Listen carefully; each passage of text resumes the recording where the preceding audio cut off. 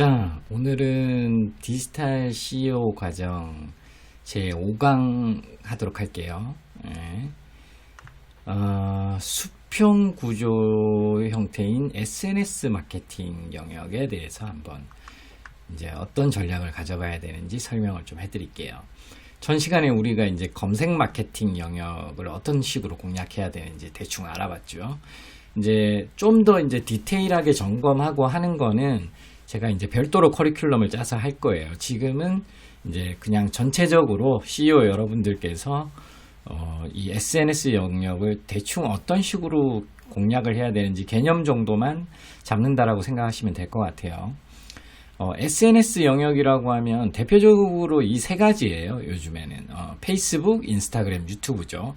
트위터나 뭐 카카오 스토리, 밴드도 있긴 한데 그쪽 영역은 조금 더 좀 특수한 영역화돼 가고 있다라고 좀 생각을 하시면 될 것 같아요. 일단 카카오 스토리는 많은 분들이 이제 마케팅을 할 때 약간 1순위에서는 좀 제껴놓는 그런 상황인 경우가 많고요. 물론 아직도 이제 카카오 스토리를 열심히 그쪽만 집중해서 키우신 분들은 그걸 해서 또 효과를 보시는 분들도 많이 계세요. 자, 그리고 밴드 같은 경우는 지금 우리나라에서 가장 사용 시간도 많은 편에 속하는 SNS에 들어가는데요.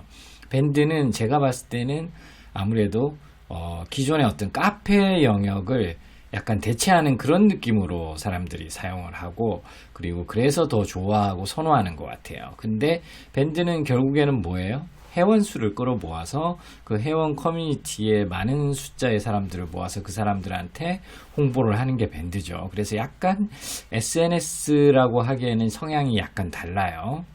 자, 그 다음에 트위터라는 게 있죠. 트위터는 초반에 나왔을 때는 굉장히 인기를 끌고 했지만 지금은 연예인을 좋아하는 10대들 이런 친구들 위주로 좀 트위터들을 많이 하고 있고요. 좀 특정 업종에 계신 분들이 트위터를 좀 많이 하는 추세예요. 그래서 그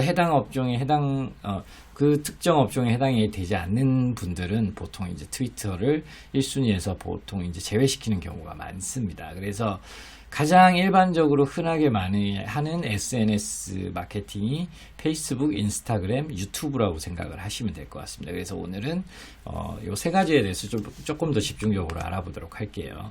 일단 CEO 여러분들이 아셔야 될 게 여기 이제 보시면은 다음 화면 전환을 했습니다. 다시 재개하도록 하겠습니다. 이 페이스북 광고를 여러 CEO 여러분들께서 꼭 하셔야 되는 이유가 뭐냐면요. 일단은 페이스북은 이 타겟팅을 얼마나 잘 잡느냐에 따라서 좀 달라지긴 하는데요. 전반적으로 다른 광고 비용보다 CPC, 링크 클릭하는 광고 비용이 전반적으로 저렴한 편에 속합니다. 여러분들 지금 경쟁이 치열한 업종들 같은 경우에는 거의 1,000원, 2,000원 밑으로 이렇게 클릭당 1,000원, 2,000원 밑으로 잘 없어요. 그죠? 그리고 조금 경쟁이 있는 업종은 다 1,000원 이상, 몇천 원 이런 업종들이 많아요. 하지만 페이스북은 아직도 1,000원이 넘어가는 경우가 잘 없습니다. 한 500~600원에서 굉장히 최적화가 잘 되고 했을 경우에는 100원대도 있고 200원대도 있습니다. 그래서 어떻게 타겟팅을 하느냐에 따라서 조금 다르긴 하지만 굉장히 저렴한 광고비를 노릴 수가 있다. 그 다음에 이 인공지능 머신러닝이라는 친구가 타겟팅을 좀 자동으로 잡아주는 경향이 있어요. 그래서 시간이 가면 갈수록 타겟팅이 좀 더 정밀해진다. 그런 부분도 하나의 이제 장점이라고 생각을 할 수가 있고요. 자, 그러면은 페이스북 광고를 할 때 뭐가 필요한지, 반드시 이거는 좀 적어 놓으세요. 픽셀을 설치하고 광고를 해야 돼요. 픽셀 설치 없는 광고는 무용지물이라고 제가 적어 놨죠. 픽셀이라는 건 뭐냐면요. 일종의 이제 추적 코드 같은 거예요. 여러분들 구글 애널리틱스나 네이버 애널리틱스 같은 그런 추적 코드를 홈페이지에 심어 놓으면 그 추적 코드가 내 홈페이지에 사용자들이 들어와서 어떤 걸 클릭했고 뭘 했는지 이런 것들을 다 데이터 지표로 제공을 해주잖아요. 이 페이스북 픽셀도 똑같은 어떤 역할을 한다라고 생각하시면 돼요. 근데 이게 왜 중요하냐면 페이스북에 광고를 해서 이 픽셀이 심어져 있는 우리의 구매 플랫폼인 홈페이지나 쇼핑몰로 그 페이스북 광고를 통해 들어온 유저가 어떤 액션을 취했는지까지도 페이스북이 파악할 수 있기 때문에 이 페이스북이 머신러닝을 가동해서 좀 더 좋은 타겟팅을 제공해 주는데 이 데이터를 가져가서 참고를 합니다. 그래서 이 픽셀이라는 걸 반드시 설치를 해놓고 광고를 하셔야 좀 더 많은 효과를 누릴 수 있고 그 다음에 광고 단가도 떨어뜨릴 수 있다는 거죠. 자, 그 다음에 페이스북 광고의 거의 꽃이라고 할 수 있는 건데요. 맞춤 타겟과 그 다음에 유사 타겟이라는 게 있습니다. 맞춤 타겟이라는 건 뭐냐면요. 내가 보유하고 있는 고객들의 DB. 예를 들면 이제 내가 그동안 이제 비즈니스를 오래 해와서 약 한 10,000명 정도의 어떤 고객 DB를 확보하고 있다. 그러면 그 고객 DB를 엑셀 파일화 시키든지 해서요. 여기 보시면 요런 이메일, 전화번호, 뭐 이름, 성, 우편번호, 도시 요런 것들은 다 데이터로 인식을 한다라는 얘기예요. 그러면 요런 것들이 적혀 있는 주요 정보가 적혀 있는 고객 데이터 파일을 엑셀 파일이든 만들어서 이렇게 업로드를 하잖아요. 그러면 여기 페이스북에서 이 고객들의 전화번호나 이런 정보들을 분석을 해서 자신들의 페이스북 유저인지를 파악해서 찾아줍니다. 그래서 통상적으로 한 10,000명 정도를 업데이트하면 약 한 30%에서 40% 정도가 잡혀서 나와요. 그러면 만약에 이제 10,000명을 업로드 했으면 한 3,4,000명이 그러면 타겟으로 잡힌다라는 얘기죠. 그러면 그 특정 타겟, 맞춤 타겟한테만 집중적으로 광고를 할 수가 있어요.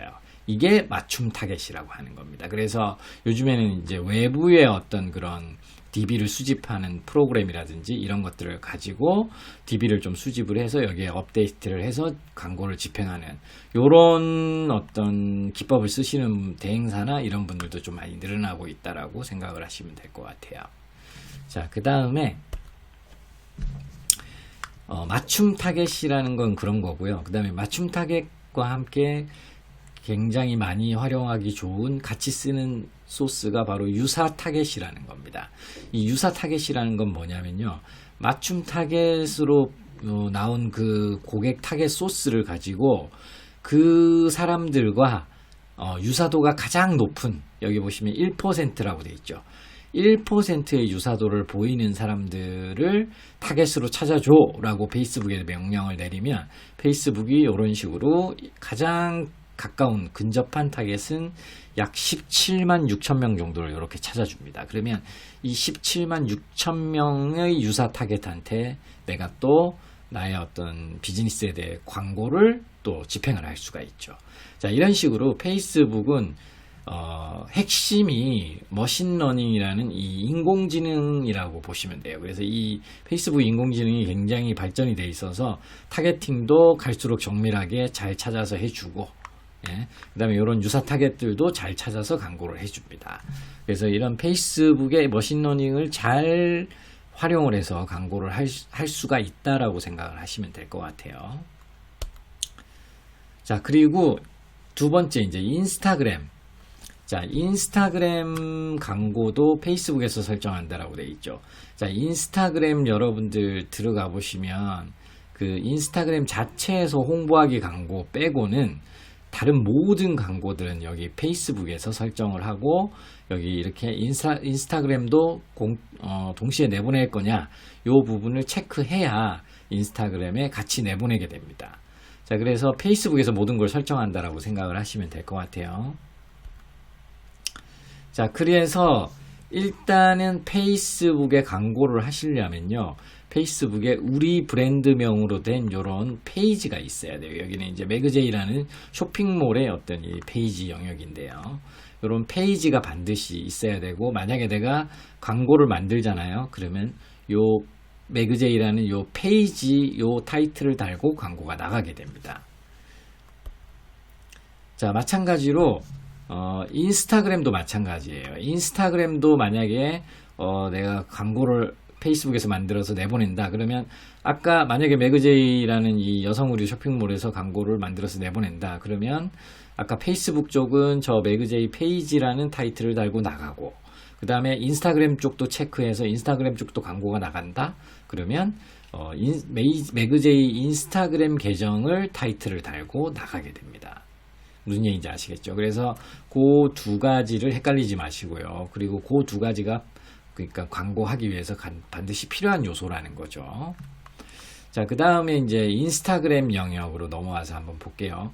인스타그램은 일단 애초에 출발할 때 20대 분들이 좀 많이 사용을, 좀 젊은 분들이죠. 젊은 분들이 사용을 시작을 해서 시작이 많이 됐는데 지금은 30대, 40대까지도 굉장히 많이 늘어나고 있고요. 그 다음에 주로 이 젊은 여성들 위주로 사용자들을 많이 확보하고 있습니다. 그러다 보니까 여성들이 많이 쓰다 보니까 또 남성들의 유저 숫자들도 점점 늘어나고 있고요. 아무래도 이제 젊은 층 분들은 인스타그램의 이 점유율이 페이스북 쪽은 조금 줄어든 반면에 인스타그램은 좀 굉장히 많이 늘어나고 있다라고 생각을 하시면 될 것 같습니다. 자, 그래서 인스타그램에서는 주로 이제 많이들 이거를 하는 기법이, 마케팅을 하는 기법이 뭐냐면요. 여기 보이시는 것처럼 이런 프로필 같은 거를 설정을 하는데, 프로필에는 내 쇼핑몰이나 홈페이지로 바로 갈 수 있는 링크를 딱 하나만 걸 수 있어요. 그래서 이런 것들을 활용해서 여기 인스타에 콘텐츠를 올려서 내 팔로우들이 이런 프로필을 보고 타고 들어오게끔 유도를 한다거나, 그리고 여기 지금 보이시는 것처럼 이렇게 사진에 뭐 딱 클릭을 했을 때 이렇게 상품 정보에 대한 태그 같은 게 보이시죠? 자, 이런 것들을 우리는 일반적으로 쇼핑 태그라고 합니다. 쇼핑 태그. 자, 이거는 페이스북에 일단 샵이라는 게 개설이 돼 있어야 돼요. 페이스북에 샵이라는 게 개설이 돼 있어야 되고, 그 샵에 먼저 제품을 올립니다. 제품을 올린 다음에 이 인스타그램과 연동을 해서 이 쇼핑 태그라는 걸 걸게 돼 있어요. 그래서 하여튼 순서는 그런 방식으로 이루어져 있다라고 생각을 하시면 될 것 같고요. 어쨌든 이 쇼핑 태그를 연동을 해서 걸게 되면 이거는 광고가 아니에요. 이거는 그냥 내가 제품을 등록하는 쪽 인스타그램에 그 제품과 관련된 콘텐츠를 올리면서 전부 다 태그를 걸 수가 있죠. 그래서 이거는 어떻게 보면 광고가 아니고 인스타그램에 콘텐츠를 내가 얼마나 잘 구성해서 쇼핑 태그를 잘 거느냐에 따라서 어떻게 보면 공짜 유입을 일으킬 수가 있다라고 보시면 될 것 같아요. 자, 그 다음에 여기 이제 요렇게 이제 로고 있는 요 영역이 이제 스토리 영역이라고 하는데, 하루 24시간 동안 이렇게 콘텐츠가 이렇게 고정되어 있는 영역이 있어요. 그래서 스토리 영역이라고 하고, 그거를 이렇게 하이라이트로 고정시켰다라고 표현을 하는데요. 이렇게 상단에 무슨 메뉴처럼 고정이 되어 있죠. 이런 걸 이제 하이라이트라고 합니다. 하이라이트. 요거를 통해서 이제 뭐 공지사항이나 뭐 이벤트 소식이라든지 이제 이런 것들을 활용을 할 때 많이들 쓰시더라고요. 요즘에 보면. 자, 이런 것도 하나의 영역이라고 생각을 하시면 될 것 같아요.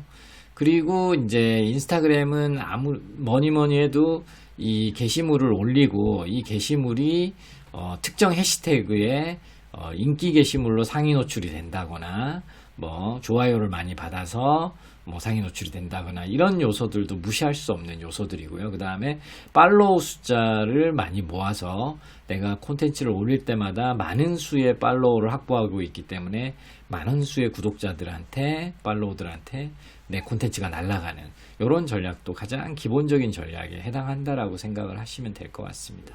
그래서 인스타그램은 이런 정도로 이제 활용을 해서 운영을 많이 한다라고 보시면 될 것 같고요. 페이스북 페이지 같은 경우는 이제 먼저 말씀을 드리자면 과거보다는 좀 많이 안 하는 편이에요. 왜냐하면 그 과거에는 초반에 나왔을 때는 이 페이스북 페이지를 구독자 수를 막 늘리는 이런 거를 많이 키웠어요. 그래서 막 몇만 명의 구독자를 만들고 했어요. 근데 그 구독자를 늘려도 돌아오는 게 뭐였냐면, 그 만약에 8만 명, 10만 명이 있는 구독자를 확보하고 있는 곳이어도, 그러면 이제 그 페이지에 게시물을 하나 올리면 좀 마케팅 효과가 나올 정도로 구독자들한테 이 콘텐츠가 많이 퍼져나가야 되잖아요. 그죠? 근데 실제로 올렸을 때 그렇게까지 퍼져나가지가 않고 점점 더 구독자가 늘어나면 늘어날수록 페이지에 이제 콘텐츠 도달률이라고 하죠. 그런 부분들이 줄어드는 거예요. 그래서 마케팅적인 좀 효과가 점점 없어지고 광고 쪽으로 유도를 하다 보니까 요즘에는 페이스북 페이지는 대부분의 좀 보고 있으면 업체들이 좀 그렇게 육성을 해서 하는 마케팅은 좀 안 하는 그런 게 트렌드인 것 같아요. 제가 봤을 때는. 자, 근데 오히려 이제 인스타그램 쪽은 좀 육성을 해서도 이렇게 마케팅을 하는 거를 조금 집중하는 것 같아요. 요즘에 좀 선호하는 그런 느낌이 있어요. 아무래도 이제 페이스북 페이지에서 인스타그램 쪽으로 좀 넘어왔다라고 생각을 하시면 될 것 같아요. 그리고 인스타그램은 뭐 홍보 광고라든지 좀 뭐 노가다성으로 이렇게 콘텐츠를 많이 올리고 좋아요를 작업을 많이 한다든지 해서 어쨌든 단시간에 팔로우 수를 많이 늘리기 위해서 노력을 해서 팔로우 수를 많이 늘리는 요런 작업들을 많이 해서 그거를 가지고 마케팅을 좀 많이 하는 추세라고 생각을 하시면 될 것 같아요. 자, 그래서 뭐 가볍게 이제 페이스북과 인스타그램에 이제 어떤 식으로 마케팅을 하고 어떤 구조로 흘러가는지 정도는 좀 이해가 되셨을 거라고 생각이 듭니다. 자, 그 다음에 이제 세 번째로 저도 지금 찍고 있는 게 유튜브 채널이죠. 유튜브 제 채널에 이런 이제 여러분들한테 디지털 CEO 과정이라는 어떤 시리즈 형태의 비전이 섞여 있는 그런 이제 동영상 시리즈물을 콘텐츠를 제공을 하고 있죠.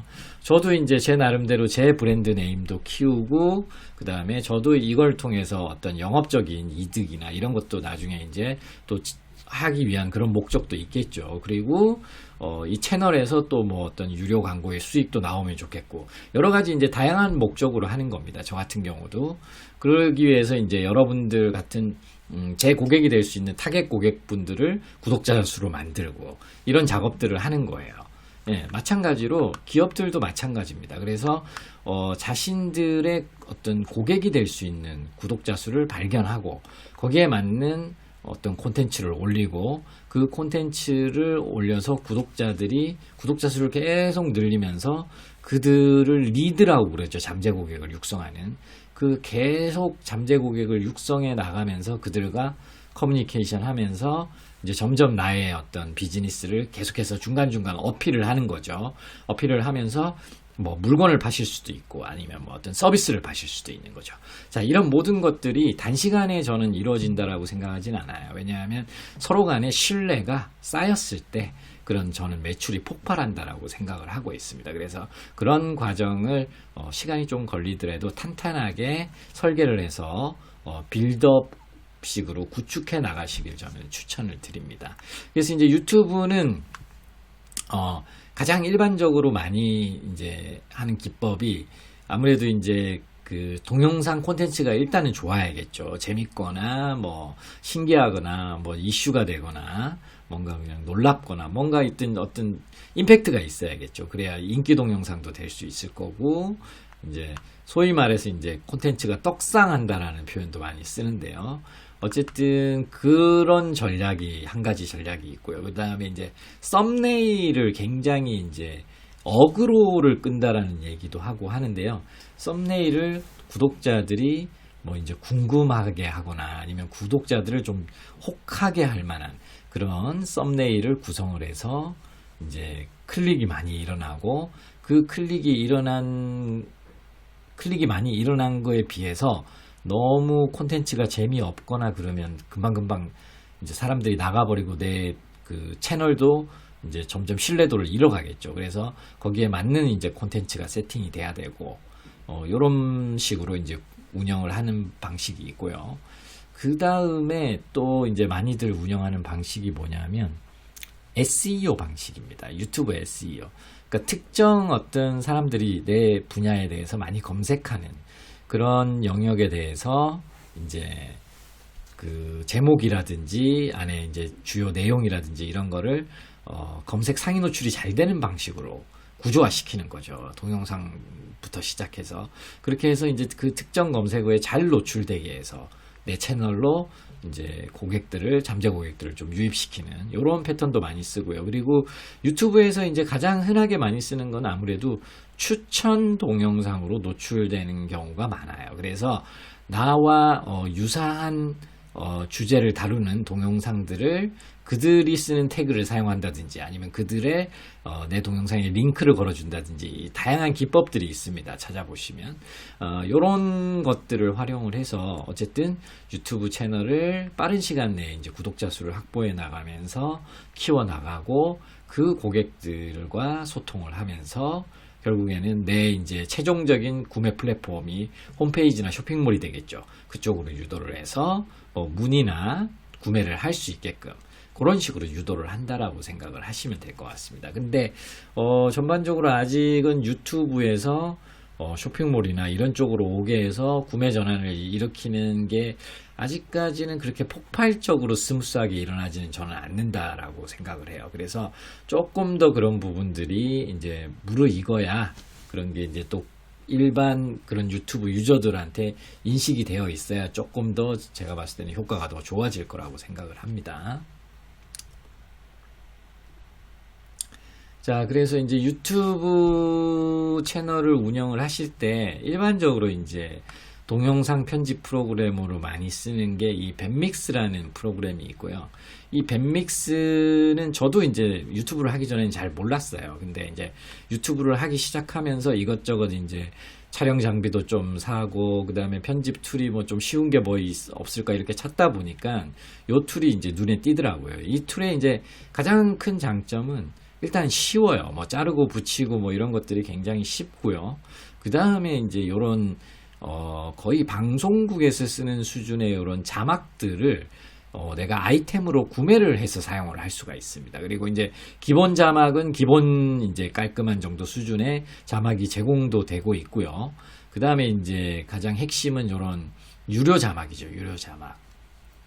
깔끔하고 좋은 유료 자막을 내가 구매를 해서 이거를 가지고 또 활용을 해서 내 동영상을 뭔가 좀 더 멋지게 꾸밀 수 있다라는 그런 부분이 가장 큰 강점이라고 보시면 됩니다. 그래서 이제 유튜브 쪽으로 나중에 이제 마케팅을 활용할 거다라고 계획을 가지고 계신 분들은 이 밴믹스라는 프로그램을 좀 적어 놓으셨다가 나중에 좀 활용을 하시면 좋으실 것 같아요.